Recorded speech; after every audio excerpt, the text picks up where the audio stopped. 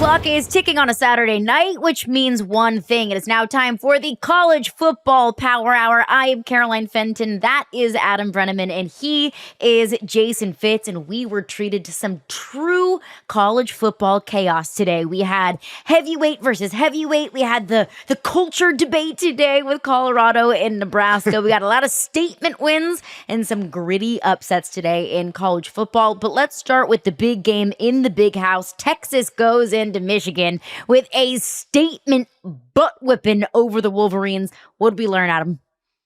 Well, Caroline, I like that we're talking culture already in the first minute of the podcast. So I love that. I forgot my shot glass. But I mean, you just said it. A statement win for Texas, proving that they are clear-cut one of the top few teams in college football. I think it really showed us that tier of Ohio State, Georgia, Texas, maybe Alabama is in a class of their own at the top of college football. And I'll say this, Quinn Ewers has solidified himself as the best quarterback in the country. The national media has slept on him. I'm guilty of it, of trying to find someone other than Quinn Ewers to be the best quarterback in the country, but he proved that he is that guy. The off-platform throws, the athleticism, the ability to scramble. There was a 3rd down and 7 play where he pump faked and showed the athleticism to pick up the first down. Playing quarterback nowadays is as much like playing shortstop as it is anything else. Being able to throw from different arm slots, being able to throw off balance, and Quinn Ewers showed all of that today. Think about this. The only quarterback in history to beat Alabama and Michigan in consecutive seasons with the records that they had. Really impressive job. And Steve Sarkisian has recruited at a top 3 level for multiple years. In that depth is finally showing at Texas on the offensive line, on the defensive line, and they proved that they're one of the top teams in college football. And I think they also showed depth in the run game as well. I mean, last season, you lose Jonathan Brooks, their leading rusher last season, to the NFL. You lose C.J. Baxter to an injury in the offseason. Well, that's fine, because frankly, Texas's run game doesn't look like it's taken a hit, whether it's Quinn Ewers running the rock himself, whether it was true freshman Ryan Wingo with a massive touchdown run, Jarrett Gibson, Jaden Blue. Like, they've got plenty of depth in the run game. So Texas's offense is so multiple. However they want to slice you and dice you and hurt an opposing defense, they can do it. Quinn Ewers, obviously, like you just stated, but also in the run game as well. And we saw that on full display in the big house. I think we have to sort of recalibrate some of the Quinn conversation too, because so much of it was biased by the fact that he transferred early in his career, right? And so he was one of the early guys to get some name, image, likeness money and then not work out where he was. So everybody suddenly assigned something to him. And look, you mentioned Breneman being guilty of it. I'm guilty of it. As we were prepping for the NFL draft, even after the draft, the real conversation was, well, there's not a great class coming up next year. It doesn't look like any of these quarterbacks are that guy. A year ago, we were saying the same thing about, the Jaden Daniels of the world. And Quinn is taking that sort of meteoric rise. He's a Heisman favorite at this point. He's got to be. He looks like he's going to be the first quarterback drafted or in that class era. Like, there is this moment of an awakening of what we're seeing. And I think it comes with being with the coach that gets you, being in an offense that you understand, getting comfortable in your own skin. The swagger of Quinn Ewers is the underreported part of this. You could see it even as he walked to the sideline after some of those throws. He's got the shimmy, he's got the shake, he's got the confidence. That all comes from the system that he's in too. Yeah, the shimmy, as you call it, is what stands out, as well as just the poise and the calmness he shows in the pocket and after in the big moments and in the tough moments. There's a stat that all these coaches track now in football. It's something like passes or completions after critical errors. Like, when you make a mistake, how do you come back and how do you bounce back from making mistakes? He had a couple bad throws early in that game and bounced back. Also, I was really impressed with the second drive of the game for Texas. That first drive, Texas scored the touchdown, but got taken off the scoreboard due to I believe it was a legal man downfield or holding or something, and then didn't get any points that drive. But how do you bounce back? Then they put that second drive together all the way down the field, and Quinn Ewers showed that poise, showed that confidence. I think just him at quarterback gives that offense and that Texas program a sense of confidence and a sense of, we are going to win in big moments and we can finish games out that they didn't have the last couple of years. And think about, too, and Caroline and I talked about this earlier today, climbing the pocket when the disruption was getting to him, but then also squaring his hips as he's climbing the pocket to still make some of these throws. It's incredible. Like, just watching him rebalance his body to then fling the ball was incredible to me. And we didn't see that last year. Like, this is the moment where we have to understand that there's a development process for quarterbacks, right? And we've seen what Sark is doing with him. We've seen what Texas is doing with him, but we see this physical control from Quinn Ewers that wasn't there in the past. And it's just an absolute difference maker in the way he delivers the football, the accuracy he delivers it with, the windows he can throw into. I watch this Texas team, and you're right. Every single week, this is what's going to happen. We're going to learn who's a have and who's a have not. And we found out, today through this process, obviously, I think we already knew Michigan's a have not. But this is more proof positive that Texas is one of the absolute elite teams in the country this year. And I think we all kind of knew that going into the season, that Texas was going to be very, very good, that we could all say with confidence, Texas is very much so a college football playoff contender. The question was, at least for me, are they a national title contender? Because in a 12-game playoff, or 12-team playoff rather, you can be a playoff contender and not be a national title contender. With how much Texas lost this past offseason, their 2 leading receivers and their 2 defensive tackles that were 2 of the best D tackles in college football last year, I thought, okay, well, how quickly are you going to be able to fill those holes and make this team mesh? Well, when you go into Michigan, the reigning national champions house, a place that they don't lose very often, and you make a statement like that, that proves to me that you very much so are a national title contender. And while I think that Texas is the story of this game, Quinn Ewers is the story of Texas today, I think there's still very much so a story involved here with Michigan and how much Michigan struggled, how Texas controlled the lines of scrimmage, not Michigan, how Michigan's defensive line that was really, their bread and butter last season got bullied by this Texas offensive line, at least for a good portion of this football game. And I think, too, the offense is the biggest concern to me. They cannot throw the football.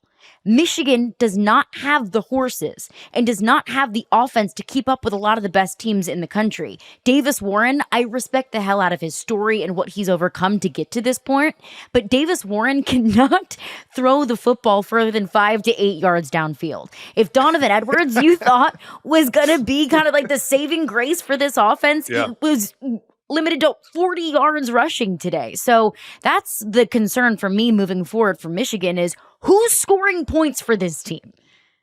Yeah, I was shocked to see how Michigan performed in this game. I thought they would come to play. I thought this would be a close game. This was only a game for the first quarter and a half. I mean, the game was over before it even got to halftime. Michigan got ran off the field against Texas, and they looked like a completely different Michigan team than the one we've seen the last couple of years in the Big Ten.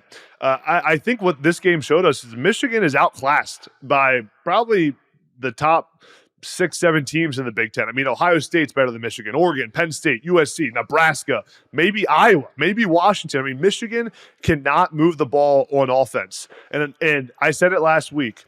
Michigan's quarterback situation is a complete mess and was mismanaged to the highest degree by Sherrone Moore. I like Sherrone Moore. He's a good coach. He's going to be a great head coach at Michigan. He completely botched the quarterback situation this offseason. His biggest mistake was not going out and bringing in a transfer quarterback that can lead your program to wins, not finding a guy who's won a lot of games that brings confidence to your program. Instead, he put all his chips in with Alex Orji and Davis Warren. As you said it, Caroline, I respect Davis Warren's story. He's been through a lot in his career. He is a good football player. He should not be the starting quarterback at the reigning national championship program. That is not how it should be in college football. And the fact that Alex Orji did not win that quarterback battle in training camp is alarming. So they need to figure things out quickly in Ann Arbor, or it's going to be a long season in a very tough Big Ten conference. Quite frankly, I was shocked at the Michigan team we saw today. It's not just alarming that he didn't win the job. It's alarming that in now 2 straight weeks of struggles offensively, they just haven't been willing to turn the page. And I hear everything you're saying about Moore, the head coach, and we all like him as a human being. But that's sort of changing the way we're covering this, because most of the time when a coach is blowing it with the quarterback, we immediately look at that coach and say, guy doesn't know what he's doing. He's in over his head. He's out of control. Like, he doesn't have the pulse of the program. If you can't figure out your quarterback position, we don't usually hand that as a media. We don't usually handle that with tremendous grace. I feel like we're doing that because everybody likes more the story, and everybody likes the stories of Michigan. But this isn't about the story. It's about the product on the field. And the product on the field flat out sucked. Like, there's no nice way to say this. And if you can't figure out a better way to manage that quarterback room, man, it's going to get into a roar quickly because fans are not going to accept being bad for a long time. You got to figure that out. You got to figure it out now because it's going to be one of the benchmarks you're judged by as a head coach.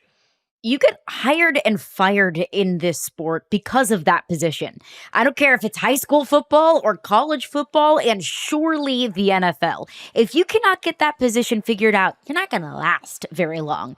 But Michigan is not the only big-time program to be going through some quarterback woes that were especially on display today. Everybody pour one out for the entire city of South Bend, Indiana, and all of our fighting Irish fans out there. Northern Illinois goes into Notre Dame and takes it 16-14. Fitz, is the sky falling at Notre Dame? No, man, the sky is, yes, absolutely. Everybody's Sky's going on the floor. apoplectic. Everybody's lost their mind. Like, my phone was blowing up with every Notre Dame fan I know, except for Mike Golick Jr., who's ghosted me. I don't know where Gojo is, so I'm worried about him right now. He went quiet? He went dark? Yeah, he went dark. Like, everybody else Mike texted me Ghosted saying, Jr.? the season's over, everything's done, I can't believe it. Like, this is one of those moments, though, where I keep looking, you talk about culture, raise a glass, take a shot. Part of the culture of Notre Dame, part of the culture of Marcus Freeman is losing games when you're a heavy favorite and you shouldn't. And that's a problem. That's a problem when you're not in a conference because you lost the wiggle room. You're not in the ACC. You can't turn around and say, oh, okay, we lost 3 or 4 games. It's not a big deal. If you're Notre Dame, this loss undid all of the good that came from a win last week. And now all of a sudden, as confident as we were a week ago that this was a playoff team, I'm equally confident now they don't have a path to the playoff because they're not in a conference and they blew a game they can't get past, Adam. Like, this feels like a catastrophic loss for the program. Yeah, in my mind, mentally, I've kind of have to compartmentalize the week 1 and week 2 for Notre Dame because I was so high on them after week 1 and thought that this was a Notre Dame team that was a shoo-in for the 5 seed in the college football playoff. And then they go out and look like a completely different program. I mean, guys, I'll be honest. I'm watching this Notre Dame Northern Illinois game. I don't see a huge difference athletically on the field between the two teams. I don't see a Notre Dame athlete who was just blowing the doors off of Northern Illinois, a middle of the road MAC team. I mean, I did not see that on the field. The offense was lackluster. I thought Mike Denbrock, for as much as I've talked about on this show, how good he's been as offensive coordinator, how he was at LSU, a bad plan against Northern Illinois, put Riley Leonard in tough situations, although Leonard did not play well himself either. Special teams was abysmal, 2 block kicks, including the game-winning field goal. I think Marcus Freeman needs to be held accountable, and you just said it, Fitz. I mean, you can't show up like that in a game where you're supposed to win by 40 points. It is unacceptable, and it is definitely unacceptable at Notre Dame. Like, without a doubt, that is the place you cannot do it at. Notre Dame was almost gifted an opportunity to go to the college football playoff this season with their schedule, the way their schedule lined up. But the nice thing about football is you got to go do it out. You got to go play it out every single week, and Notre Dame did not show up. But in Marcus Freeman's tenure, we're talking about in his 3 years, a loss to Marshall, a loss to a 3-9 Stanford team, and a loss to Northern Illinois, all at home. I mean, the seat for Marcus Freeman is going to get pretty hot pretty fast as these playoff hopes start to diminish a little bit. I will say this, though. Last comment on Notre Dame is that they're not completely out of the playoff if they were to win out and have one loss to Northern Illinois. But, I mean, when you show up and play like that against a team like Northern Illinois, it does not give many people many hope around the program. This is where I think our conversations about the playoff maybe need to adjust a little bit. Like, after Florida State lost to Boston College after week 1, I still heard so much conversation of, well, mathematically, they can still make the college football playoff. I'm like, I don't need your analytics and your math and all of your number crunching to tell me that they can still make the college football playoff, because yes, sure, the numbers might say that there is still a chance, but my eyes are showing me that that's not a playoff team. Like, I don't like, and yes, Notre Dame still very much so has a path to the playoff, but if the offense can't figure something out, yes, there's absolutely still a path. Come on, because what we saw against Texas A&M was a college football playoff caliber defense. That's the big thing for me in what we saw against Northern Illinois.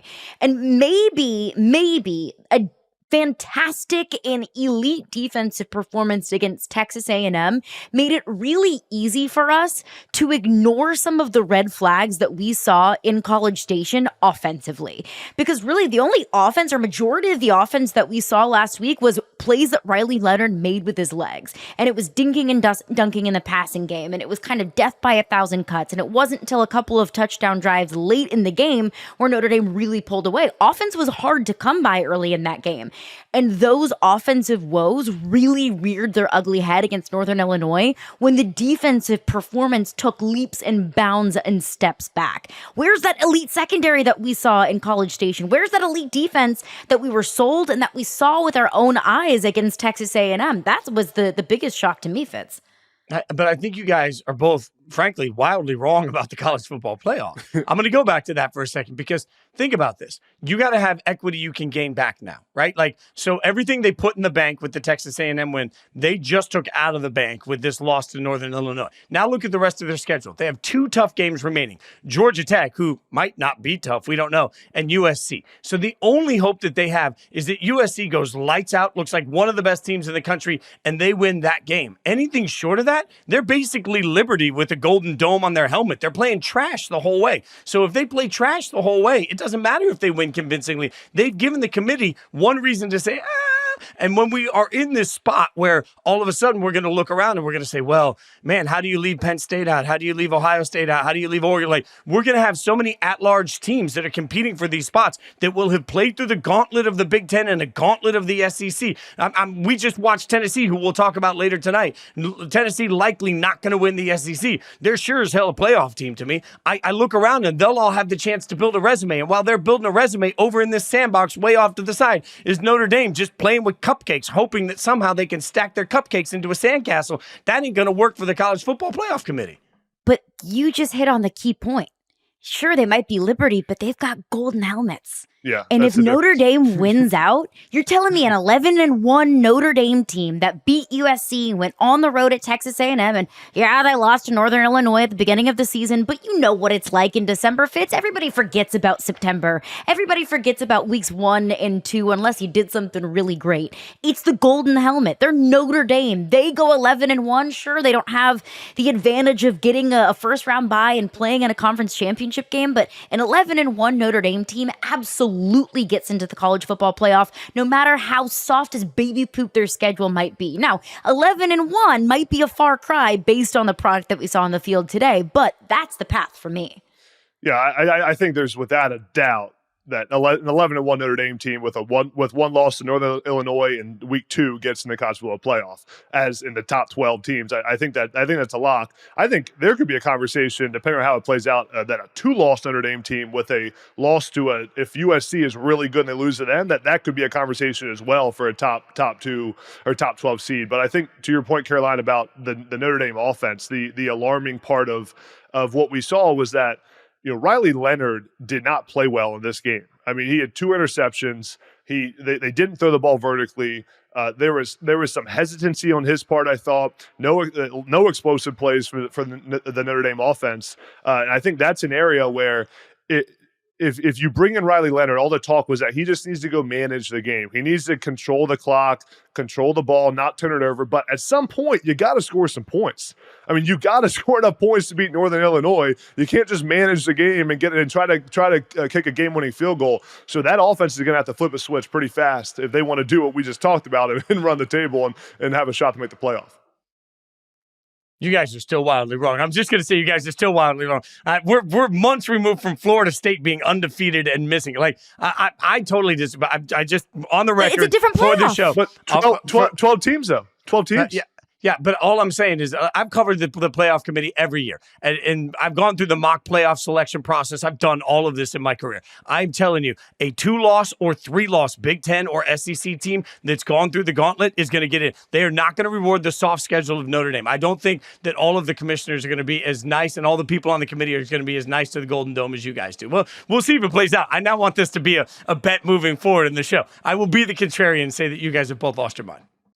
I'm happy to make that bet with you. I think one loss Notre Dame team gets in the playoff. 2 losses is probably a stretch on my part there, but I just think it's a possibility depending on how everything else plays out. But this point about the schedule fits that you just made, I think it's a good one. When you talk about, we've talked about Notre Dame's schedule being a positive for them up to this point, and how this is a great schedule for them because if they can win out, they get the playoff. It all of a sudden very quickly turns into a negative. When now the talk around their schedule is not going to be how easy it is and how it helps them. It's going to be how easy it is and how it hurts them now that they have this loss on their resume. That's the double-edged sword of having a softer schedule is, yes, your path to the playoff at the beginning of the season might look really, really clear, but you still have to play those games and you still have to win those games. And that makes your margin for error so much smaller. Another team that comes to mind when we talk about that is Missouri, that they have a lighter SEC schedule. And I know they still got Alabama on the schedule, and I believe they have another, top, contending SEC team on their schedule. But compared to the rest of the SEC, it's fairly light, which you could say, okay, well, great, that's an easy path for Missouri. But if you drop a game or two and your best wins are, I guess, 7-5 and 8-4 teams, then suddenly your resume looks a lot weaker. And I think when we talk about a 12-team playoff, obviously it feels really big. It's expanding times 3 from what we're used to. But the room gets crowded when you think about it, and it gets crowded quickly. Adam, I have a question for you. A team that won today by the hair of their chinny chin chin. I don't know if the sky is falling. I don't know what the concern level is, but I thought that it was funny to watch this game, and this was Bowling Green, Penn State. What's the temperature with Penn State? Is there concern there with a narrow win over Bowling Green?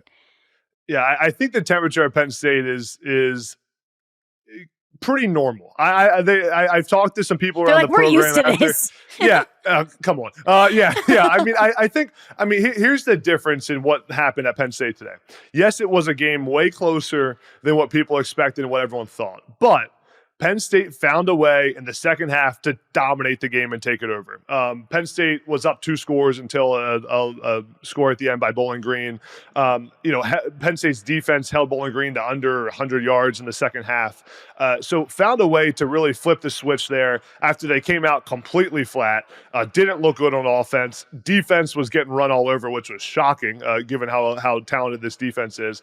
But I do think that moments like this are good for teams at times because it gives James Franklin an opportunity to say to his team, you guys thought you were really good when we beat West Virginia, but go watch the first half of this game against Bowling Green and you guys suck. So I think sometimes this can be a good teaching moment for a head coach. The key for Penn State now moving forward after watching this game is the wide receiver room.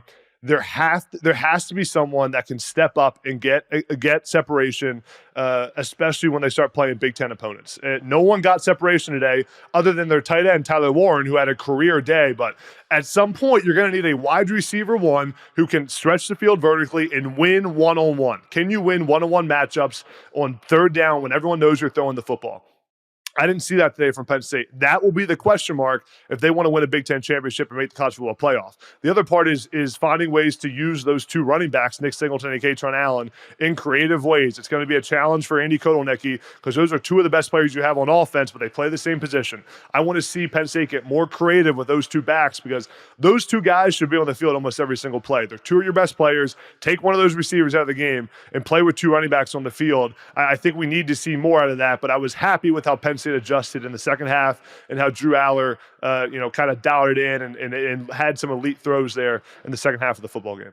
It's funny to me the way you describe that because I was talking to a coach this week for one Division I program, and he said the thing that we all know inside the building is that the margins are thinner than ever between us and our opponents. There's just no wiggle room. The hardest thing to explain to kids is that the margin is thinner than ever. And sometimes we just look at it and we presume that everybody in Penn State automatically is going to get up for every game. There's a human element to all of this. And it's why I think for the most part so far on this show, we've tried to have a little bit of grace for having a bad half, having an unengaged half, because you can't tell me coming off of going to West Virginia and then you got a home opener against Bowling Green. you think you're going to walk in and dominate, and then you got to have that wake-up call. And we see that repeatedly. So I don't really fault the need for the wake-up call, because at the end of the day, we all have to remind ourselves that these are kids that are, 18, 19, 20 years old that think that they're golden gods when they walk on the field because they're automatically better than this team. And you just need that wake-up call. The fact that they got the wake-up call and they win out of it, just like Alabama today, same thing. Like, there is some element to me of, hey, we survived this, we got through it, now we learn from it, and it charges everybody. Next week, we get a little bit more focused. And all season, that coach can come back to that moment. So I think we all have to remember the margins are thinner. This isn't Bowling Green versus Penn State 10 years ago. There's more talent spread across more college football. Anybody can lose on any given Saturday. We learned that today. We learned that every single week. I think players just need to be reminded of it, especially when they're in prominent programs coming off of big wins. Yeah, sky's not falling for me for Penn State for a couple of reasons. One, you ended up winning the game. You found a way to win the game. And did you want it to be that close? Absolutely not. Did you expect to be holding on to the seat of your pants as much as you were through that game? No, you didn't. But you ended up winning the game. Two is the things that really stood out to me about Penn State feel very easily fixable. 7 penalties for 76 yards. Like, whenever you win the penalty battle, lose the penalty battle like that, well, those are easy things that you can clean up. Those are teachable, coachable moments. You turn that around for, 1 for 10, well, that's a much different story.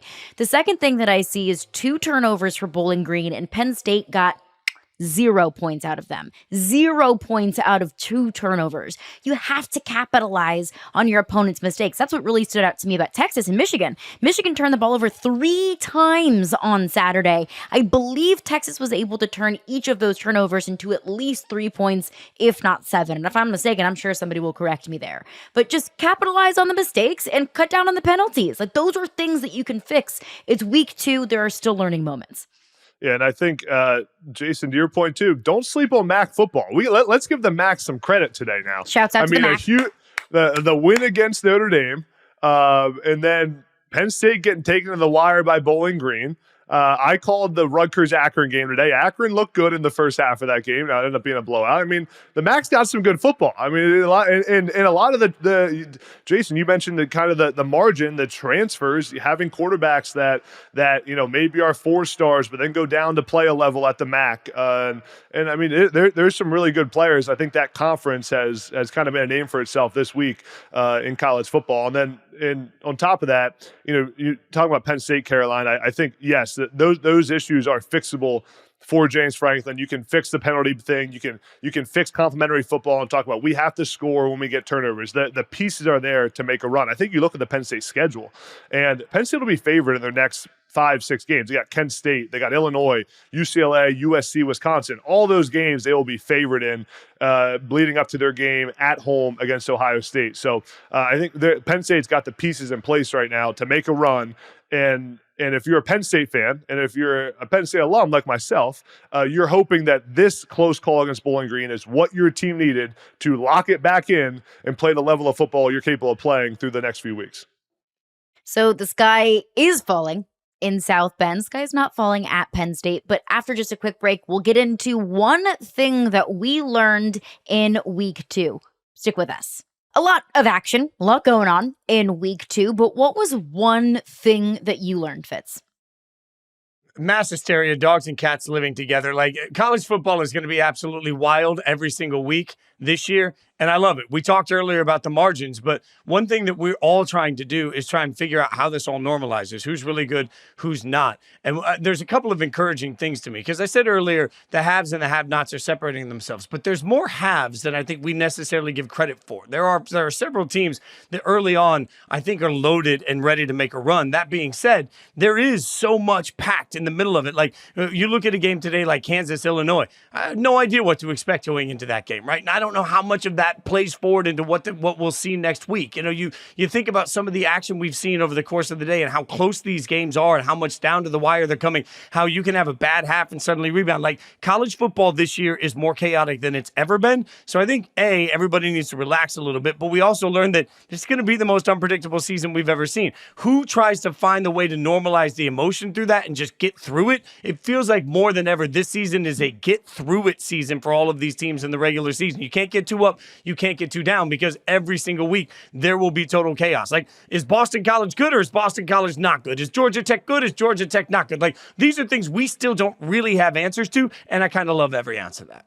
Yeah, and I think that's part of what these head coaches are telling their teams right now we've been talking about Notre Dame. That's what Marcus Freeman has to tell his team. Like, guys, you may think the sky is falling. Everyone's reacting to week 1 and 2, but this thing is wide open. We have no clue how it's going to play out. You look at the Big Ten. I'm not even sure who the best few teams are in the Big Ten right now. I mean, it could be. I mean, Rutgers could be up there. Nebraska may be up there. How good is Oregon? Like, how good is? Like, we don't know. Maybe Michigan rattles off a bunch of wins here and ends up being. We don't know how it's going to play out. And I think that the parity in the sport is a really good thing. And I do think credit to the transfer portal and NIL, it's allowed a lot of these programs to compete, and it's allowed players who are really good players to transfer when they're not playing, when they're not getting on the field, and when they're in a bad system. And it's opened up kind of a door of this level playing field in college football where it's wide open, and it's going to be a fun season. Think about real quick too. I mean, Sparty goes in today to Maryland, an 8.5-point dog, and they win that football game. Like, who the hell knows? Like, this is a new Michigan State team. I have no, they're undefeated, 2-0. I don't know if we're supposed to give them credit yet. Like, I think that's the beautiful thing is, like, I don't know, and we don't have to know. Like, we can let this thing play out. We can sort of slow and low this, like, let it play out and see who's actually any good. It's part of the joy of this season to me. It's going to be one of those seasons that we look back on, I think, like 20 years down the road, the way that we look back at 2007, the year that every single team that was favored lost to a double-digit dog, and there was chaos all over the place. We're going to look back on this season like that, I think, because the way that we approach our expectations, the way that we view success in this sport is now completely shifted. Adam, what'd you learn? Nebraska is for real. And this was a big test for Nebraska. We've talked about their schedule and how it plays out for them. They had the statement in week 1. But, guys, I mean, to show up against Colorado the way Nebraska did and win by multiple scores is a huge statement for this program. I don't care how good Colorado is this season. I don't care if Colorado ends up being terrible. This win, we will look back on it as a monumental win for the Matt Rule era and for this Nebraska season in 2024, because it is the biggest stage of the season so far for maybe any college football team. I mean, this is anytime you play Colorado, everyone is watching. And to have your best players show up the way they did, to have Dylan Raiola, the 5-star freshman, play the way that he played, to show he's a legitimate 5-star, for the offensive line to protect Raiola the way they did. And then the most impressive part, the Nebraska defense. This looks like you know what this defense reminds me of? An Iowa defense. When Iowa's defenses were the top 1 or 2 in the country. That's what this Nebraska defense looks like. They're lights out. They're long at defensive end. They have a secondary that their defense coordinator, Tony White, doesn't have to protect with how he calls these defensive plays. He can bring pressure and not worry about his corners not being able to cover. Nebraska proved today that they're a top 15 team in college football, and I don't care about Colorado. That's the end about Colorado. It's about the stage Nebraska was on, and in the biggest moment, their best players played their very best and ended up dominating this entire game. You know, you mentioned that defense. Should shout them out. 3rd and 4th short. We saw both of those in this game.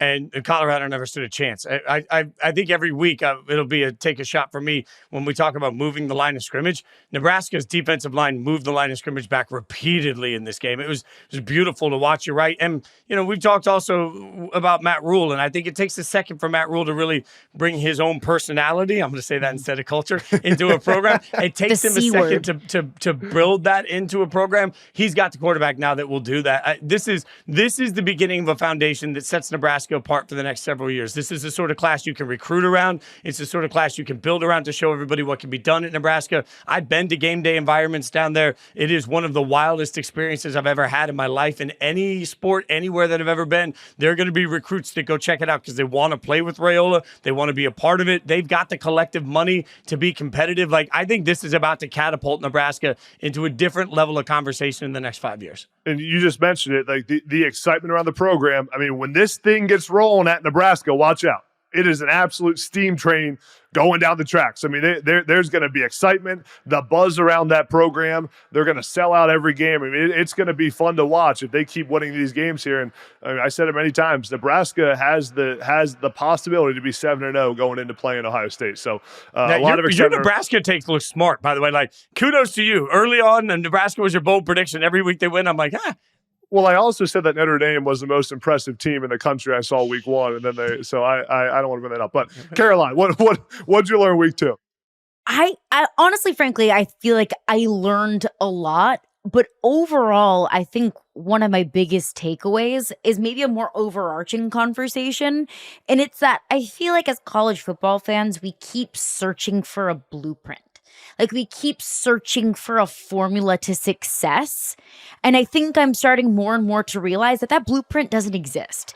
And the more that college football resembles the NFL, the more that I'll bring up examples of the NFL because I think it's appropriate. The NFL, it's a copycat league. A team wins the Super Bowl because they went out and they paid a veteran quarterback a ton of money. So what does every other team in the league scramble to do? Okay, well, we'll go find our own veteran accomplished quarterback and pay him a bunch of money, but then that doesn't work. So what becomes the new thing? Okay, well, we'll be really bad and then we'll draft a quarterback in the top of the draft and then that guy's going to get us to the promised land. It's whatever is working, we're going to try and copy.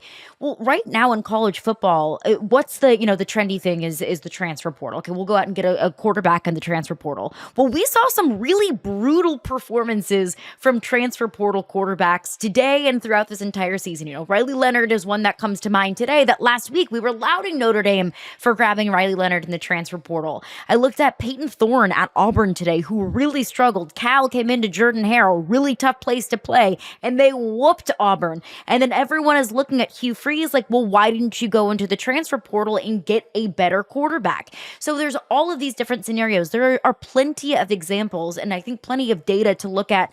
Transfer portal quarterback. Sometimes it works, sometimes it doesn't. Recruiting a quarterback out of high school. Sometimes it works, sometimes it doesn't. Sticking with a quarterback that maybe struggled a little bit the year before, and we'll stick with this guy. We're not going to go to the transfer portal. Sometimes that works. Sometimes that doesn't. So I think it's just week 2, but I feel like I've learned an overarching lesson about this new era of college football, and that is a blueprint does not exist, at least not yet in the early stages of this nouveau riche college football.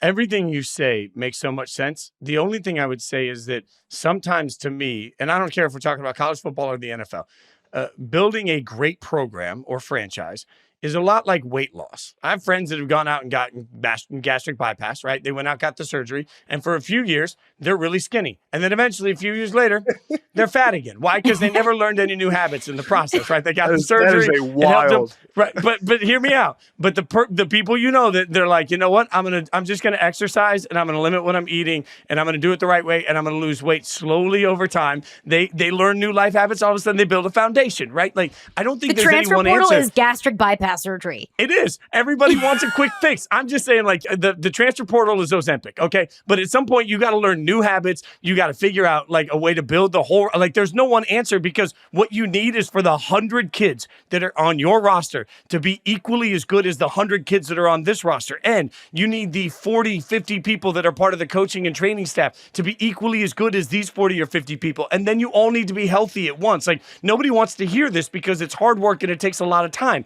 Just like trying to normalize your life if you're trying to lose weight. Like, you can go the fast way. It worked. I use this example all the time. Mel Tucker, 1 year, used the transfer portal, got himself $100 million. All right, fine. But then what happened the next year? Sparty sucked, right? So this year, you've got teams like Colorado that are absolutely out here saying, we're going to build through the transfer portal. It's not working. But you have Ole Miss, it might work. Like, but realistically, the only long-term way to have success as a program is to recruit at the highest level, to use the transfer portal at the highest level, to have the best coaches, and to do all of it over time. And that takes time. That takes years to build a foundation where then you can sustain, and all of a sudden you're Georgia and you're just restacking every year. Yeah, your point's really, really good, and I'd like the comparison. It's true. It's true. A little out of left field, but it's a true one. I mean, it's like the portal sometimes is a quick fix. I think, and Caroline, that it's a great point about the multiple different ways to build a program. There's a bunch of different ways to skin a cat. The one thing that matters at the end of the day is evaluation. Can you evaluate who the best players are and sign the best players? Nick Saban had a hilarious quote on game day the other day, and he said, they were talking about Florida State's NIL, and he goes, well, you better pay the right players or you're shit out of luck. And I thought that was a great point about college football is NIL doesn't matter. Transfer portal versus high school recruiting doesn't matter if you don't evaluate the right players and sign the right guys and ultimately pay the right guys with NIL. So I think the best programs will be the ones that evaluate talent the best and sign the best players and develop those players in their program in a short amount of time. To your point, Fitz, you got to develop them very quickly now because you got to win right now, but also hold them for the long term. But it will always come back to evaluation. It doesn't matter if you're signing Dylan Raiola out of high school or Riley Leonard out of the portal. You got to evaluate which quarterback gives us the best chance to win football games and win our conference and make the 12-team playoff. And the program and the head coaches that evaluate the players the best are the ones that are going to win games. And that's not even like a monumental statement. Hey, you have to evaluate first. You can't just pay any sort of Joe Schmo to come in and suddenly become a Heisman contender. It's finding that perfect balance. I think the other thing that I learned was Texas, national title contender, Michigan, not. Colorado, please, for all that is good and holy, get Shedeur Sanders some protection. Please. Please, just let the man have some time. All right, we'll take a quick break. On the other side, dogs and puppies. Stick with us. We just touched on some things we learned. We also learned who's all bark and no bite. Well, maybe who's all bite and not doing a whole lot of barking behind the scenes. Adam, who's a dog and who is a puppy from week 2? And my dog from week 2 is South Carolina. How about the 31-6 win against Kentucky?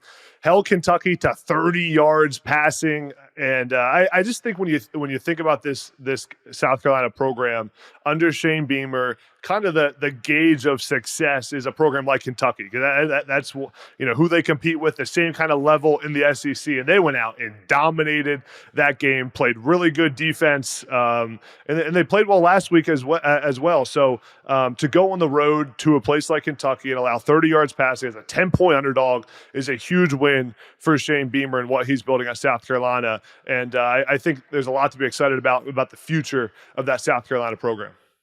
Through three quarters, Brock Vandagriff, Kentucky starting quarterback, 3 completions, 3 sacks. That is like almost incomprehensible, but it's a hat tip to Shane Beamer and that program and limiting what Brock Vandagriff wanted to do. And a team that we were talking about last week that barely escaped Old Dominion. I thought it's going to be a long season for Lenora Sellers in his first year as a starting quarterback. It's the kind of response that you want to see from having a little bit of a scare in week 1 and then going on the road against an SEC opponent. Statement win. I totally agree. Yeah, and by the way, I want to make sure that we're all aware. Kentucky was getting a lot of love this morning on the pregame programs for no, this kid can play and they can score some points. And in the meantime, Shane Beamer's over there just like quietly doing his thing, right? And running under the radar, and nobody's paying attention to South Carolina. So it's a nice opportunity for him to go out and still make the statement that, like, hey, maybe we're overblowing Kentucky a little bit. It was a big statement win for them. I like that call by you a bunch. Fitzy, who's your dog this week? I'm my own dog. I'm doing this. Let's just be real. Let's go. Okay. On this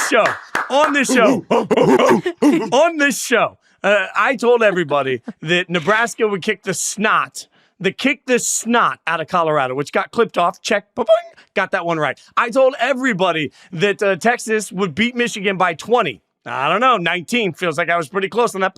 Give me that one. And then I told everybody that Iowa was a bunch of frauds. And what did they do? They lost to Iowa State. I'm 3 for 3 on the takes that people were in my menchies to, which brings me to the puppies. Where are all of you now? Because like all week, my Instagram clips just blowing up comment after comment after comment. People like to comment about my hair. They think that my hair means that I suddenly can't talk about football. Where are you now? Because my hair I can cut off, but your team that sucks still sucks. So I'm just saying, I'm a dog. Y'all are puppies. There we go. Let's go.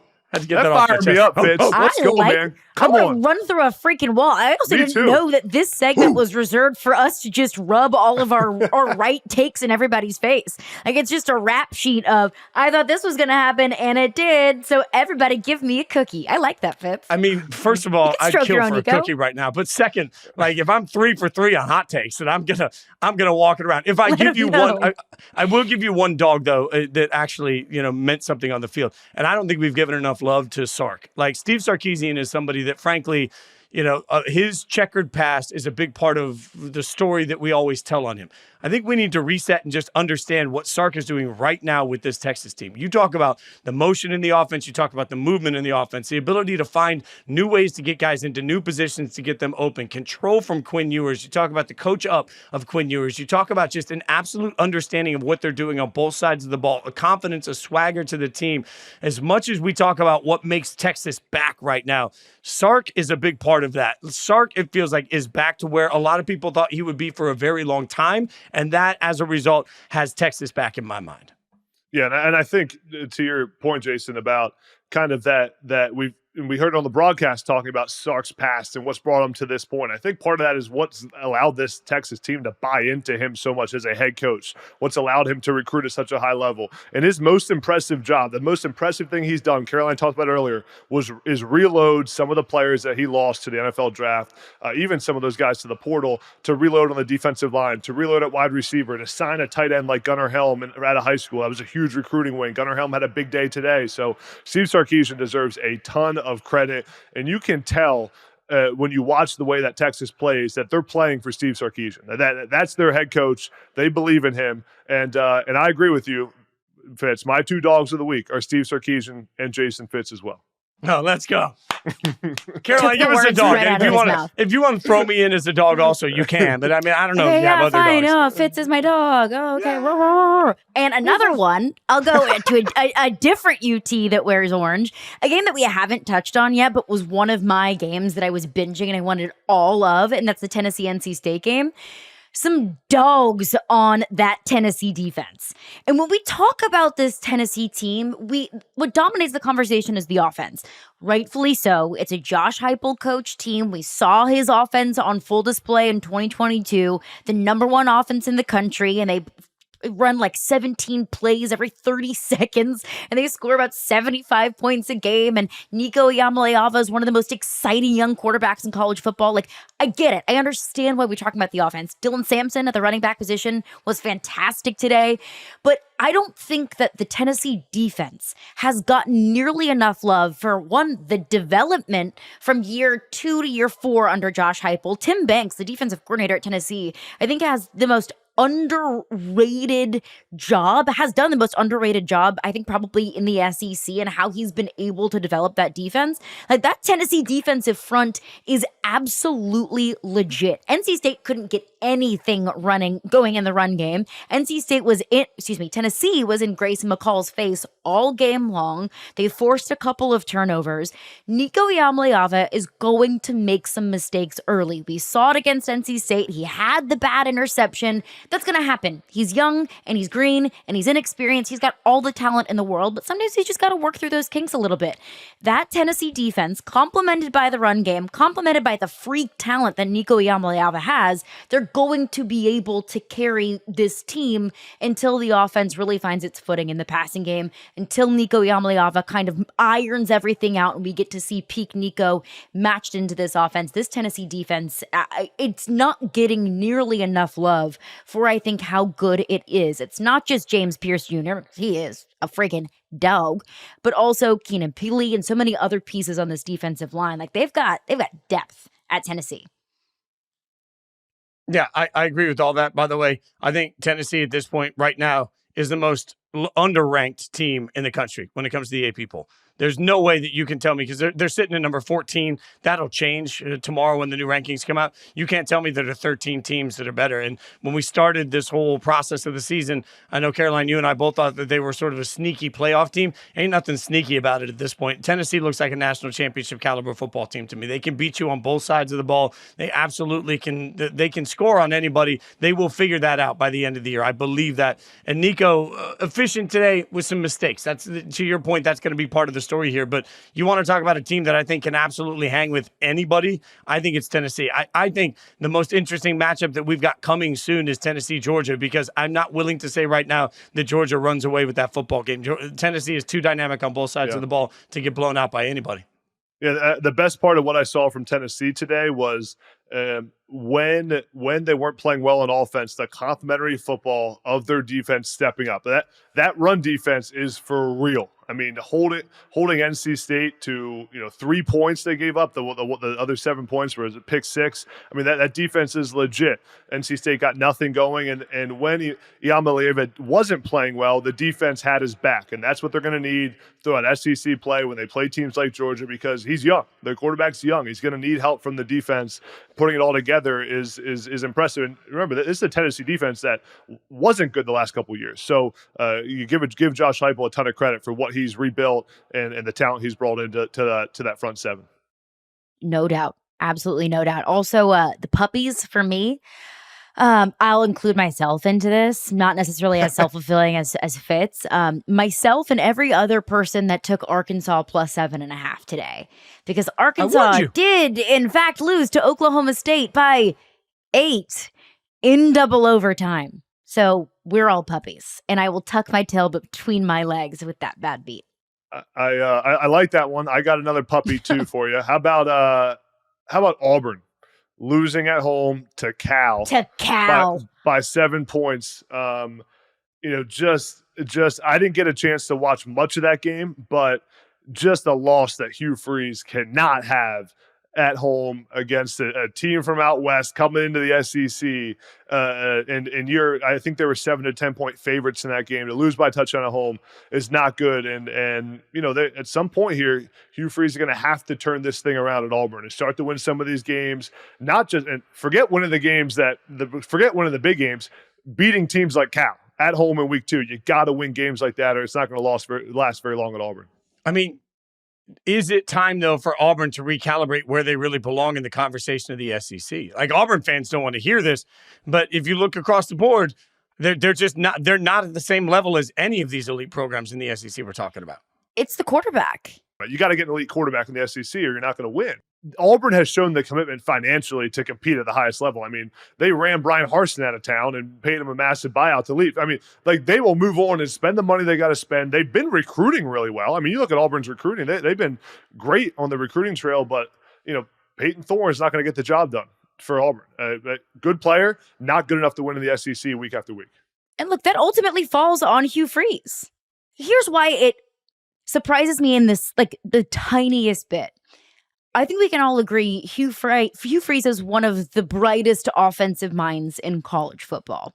When Hugh Freeze didn't go out and get another quarterback in the transfer portal, it was a show me, don't tell me. That was showing me and everybody else and Peyton Thorne, we believe in him.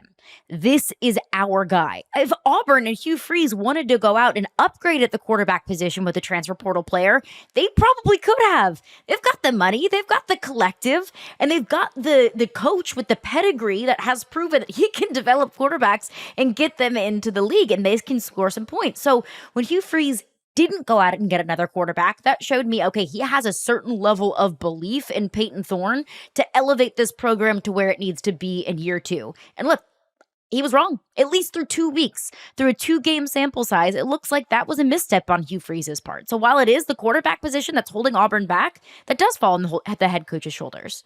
It always sticks in my mind, years ago when I first started at ESPN, and I was talking to guys around the college football game when I first started covering at a high level.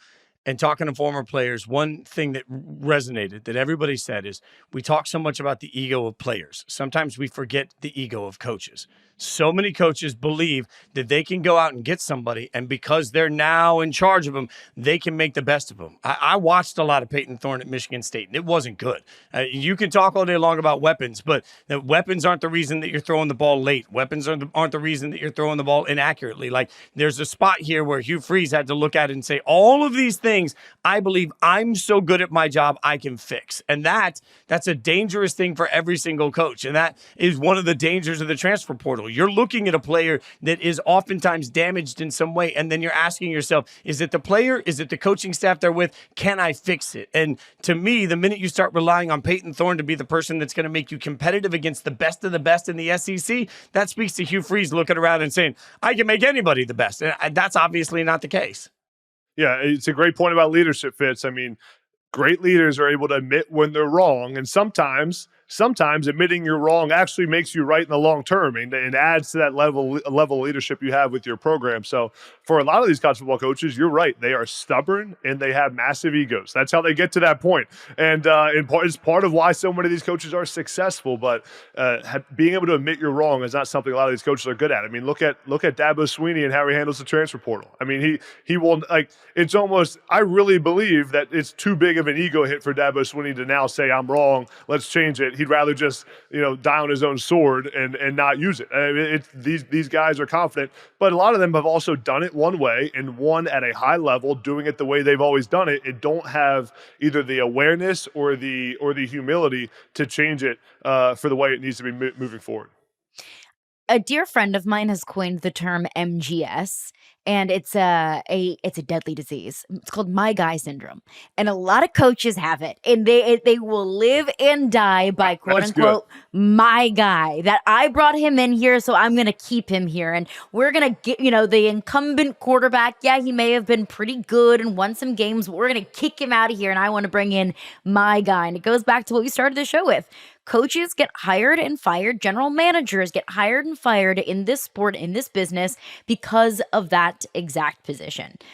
Also, one thing that I want to touch on before we wrap up here, if you're looking at a box score, if you're waking up Sunday morning, you're pouring your coffee, you're looking at the scores from the night before, you're going to see an Alabama USF absolute routing. Trust me, it didn't go that way. Like, that is not what the game looked like in its entirety. I thought that we were going to be looking at a much, much closer game in Tuscaloosa. I thought we might see some Bama tears rolling, but nope. Joyless murder ball. It's inevitable. I think it was like a 1 or 2 score game in the fourth quarter, late in the third quarter. I got to look at the actual box score, but Alabama did not look good in the first half of that game. But similar to what we talked about with Penn State, I think it says something about a team when things aren't going your way, you're not playing well, and you just don't freak out. Not everyone's not spazzing out on the sideline. Jalen Milroe finds a way to go dominate the game, and they end up winning the game 42-16. So I'm not worried about Alabama, but that one looked way too close for comfort for Kalen DeBoer in game 2 of his Alabama tenure. Death taxes and Alabama keeping it close with South Florida. Yeah. I wonder if the Roll Tide fans have the same patience with DeBoer having some issues with South Florida as they did with Saban. I'm just saying everything's a little different right now. They were a little more puckered up in the fourth quarter of that one, but works out for them. I mean, you're right. Alabama gets a big win. It's fine for them, but it was not fine going into the fourth quarter. Patience is a foreign word in this sport. Caroline, to your point, that's a 21-16 game with 6:45 left in the fourth quarter. I mean, it ended 42-16. Crazy. Yeah, like that way. The final score is very much so not indicative of how things went for like 3 3/4 of quarters. So Alabama takes that one, but that is going to do it for us today. And we will be back on Tuesday night with another full recap of week 2. We'll have some time to marinate on some things. Maybe want to walk some things back after we've had some time to think on them. Probably not. And we'll also take a look ahead to week 3, what we're watching, what we feel like we don't need to watch, all of that on the Tuesday edition of the College Football Power Hour. You can find that on your preferred podcast platform and on the Yahoo Sports YouTube page.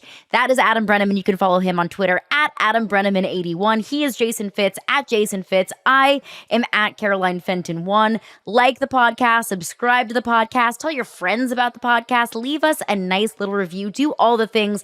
We'll be back in just a few days, and today, we're out.